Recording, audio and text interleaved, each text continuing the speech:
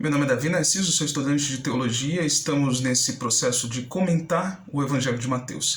E hoje a gente vai comentar especificamente o capítulo 5 de Mateus. E aí o que acontece no capítulo 5 de Mateus? A gente percebe, a gente já falou isso aqui, que no capítulo 1, 2, está sendo firmado Jesus Cristo como o filho de Davi, como Messias, como aquele rei que através de Davi teria um reinado eterno. Quando a gente começa a ler a partir do capítulo 3, capítulo 4, o que está sendo construído ali? Jesus ele vai passar pelo batismo, ele vai passar pela tentação, ele começa a reescrever todo esse processo do êxodo. Então ele deixa, não que deixa, né, mas essa narrativa ela vai começar a dialogar agora com esse segundo Moisés, com esse profeta do capítulo 18 do texto de Deuteronômio. E aí o que acontece? Quando ele vai fazendo toda essa narrativa, todo esse processo de ressignificar o fenômeno da libertação do êxodo, o que acontece nesse momento? Moisés, ele vai subir até o monte, né? E lá no monte ele recebe a lei de Deus e ele traz a lei de Deus e entrega a toda a nação. Então ele recebeu a lei diretamente de Deus e Deus veio através de Moisés e entrega a lei ao povo. Quando Jesus Cristo vem e se firma como esse segundo profeta, como esse segundo Moisés, né? Esse profeta esperado por todos eles, inclusive quando a gente encontra a mulher samaritana dentro do texto, ela vem e pergunta para Jesus: você é o profeta? Justamente por causa disso, havia sido predito que um profeta viria, e no caso era Jesus. E aí, quando a gente vê dentro desse texto, o que Jesus faz? Ele sobe, ele senta no monte, né? Então ele sentar-se no monte é especificamente o mesmo ato que Moisés fez. Ele vem, passa 40 dias no monte, recebe a lei de Deus e entrega a lei aos homens. Jesus Cristo veio, passou 40 dias no deserto, passa, durante esse processo, ele senta ao monte e ele entrega a lei. No primeiro fenômeno da libertação, Moisés recebe a lei de Deus e entrega aos homens. Jesus Cristo, nesse momento, no Evangelho de Mateus, no capítulo 5, ele sendo Deus, entregar ele mesmo a lei aos homens. Então essa é a beleza do texto. E uma outra coisa que acontece ali dentro. Qual é a lei que ele entrega? Ele entrega a lei das bem-aventuranças. Então, o que são as bem-aventuranças? Bem-aventuranças significa, então, felizes, né? São felizes aqueles que realizam determinadas coisas.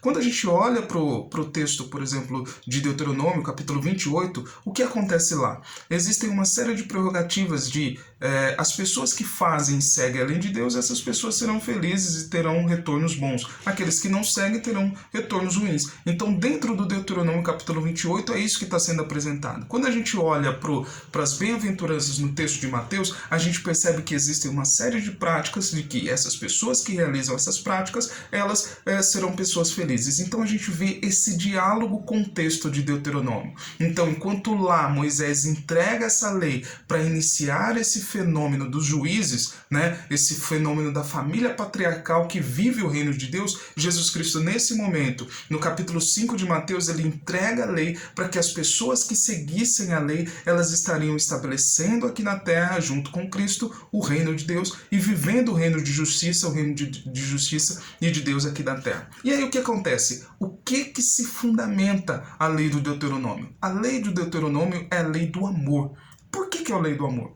Dentro do Deuteronômio, a gente percebe que todas as leis que estão lá dentro, ela vai falar justamente desse relacionamento com o próximo. E a partir do momento que as minhas atitudes reafetam o próximo, elas são estabelecidas como pecado. Então, o pecado é o quê? Na hora que eu realizo uma ação que afeta a Deus e que afeta o meu próximo. Porém, no texto de Deuteronômio, não é simplesmente chegar e falar, me perdoa. Mas no texto de Deuteronômio é falar, me perdoa e restituir tudo que foi cometido e feito de errado em relação ao nosso próximo. Dentro da lei judaica, todo o processo de perdão do pecado vem junto com uma restituição, um compromisso com o bem com o nosso próximo. Então Jesus Cristo, na hora que vem trazer as bem-aventuranças, ele está justamente estabelecendo o amor ao próximo, que é a mesma coisa que já foi predita dentro do texto de Deuteronômio. Quando a gente vê bem-aventurados, na verdade, são aqueles que conseguem receber o amor de Deus e expressar o amor ao próximo.